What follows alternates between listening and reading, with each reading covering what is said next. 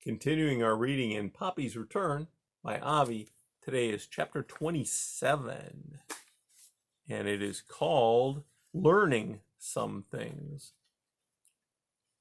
Junior, curious about the bulldozer, followed Poppy down the steps. The other mice, seeing the serious look on her face, said nothing, only made way so she could pass through. How did you get along with your grandfather? Poppy said to Junior as they went along. He's wicked cool, said Junior. He is? Yeah, when he was my age, he did all these crazy things. Like what? He took this trip on a boat, and there was that time he joined up with a traveling performing mice. He used to be an actor. How come you never told me about that stuff? I didn't know about it, said Poppy. Why didn't he like my Papa's brother, Uncle Ragweed? Ragweed often questioned things my father said. Why? He didn't believe that just because my father said something, it was automatically true. What if I did that?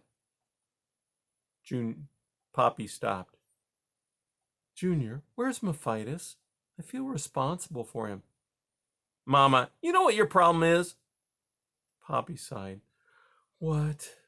You're a mama all the time. Why don't you just be yourself? Just tell me about your friend. I think he gets nervous about meeting the family.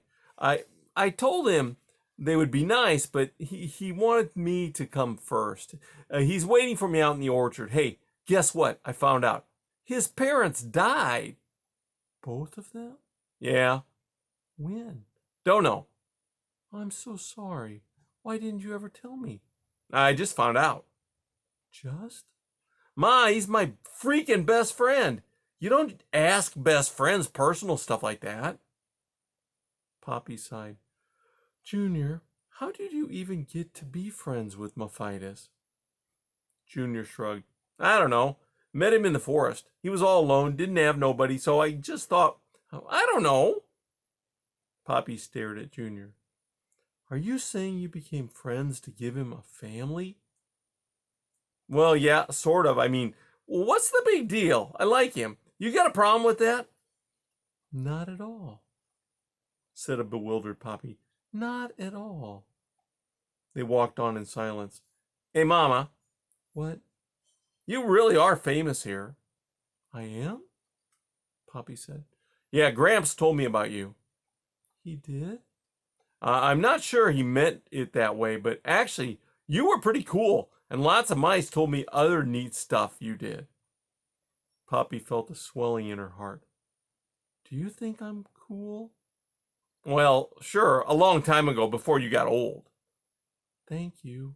That's okay, but all those adventures, you really do that stuff? I suppose. How come you never told me? You never asked. Everyone says you're going to be head of the family here. Never, said Poppy. They had reached the bulldozer. The two started up at it and then stared up and breathed in its cold smell of metal mixed with oil. It's huge, whispered Junior, his nose wiggling and sniffing. Poppy went to one of the tracks. Reaching high, she pulled herself up and began to climb, her tail dangling. Where are you going? Called Junior. Maybe I can do something to the engine. What's an engine? Said Junior, following. It makes the bulldozer move. Hey, said Junior, you do know a lot. They reached the top of the treads and ran along them until they reached the cab. With a leap, Poppy jumped onto the cab floor. Junior followed. Once there, Poppy studied the big levers, the pedals, the key dangling from the dashboard. She knew from watching the man that each one probably had something to do with making the bulldozer go. But what did what? She had no idea. It's a monster, said Junior. Do you see any way to get into the engine? Said Poppy. Nope. Come on, said a disappointed Poppy. We'd better get back to the house. Mama, I need to find Mephitis. What are you going to do about your red fur? Junior grinned. Actually, some of the young mice like it. And the smell? It doesn't bother them. Gramps didn't care either after a while.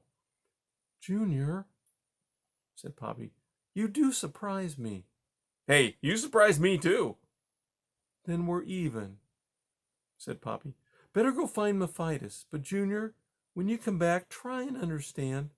My family probably doesn't know any skunks. Catch you later, said Junior.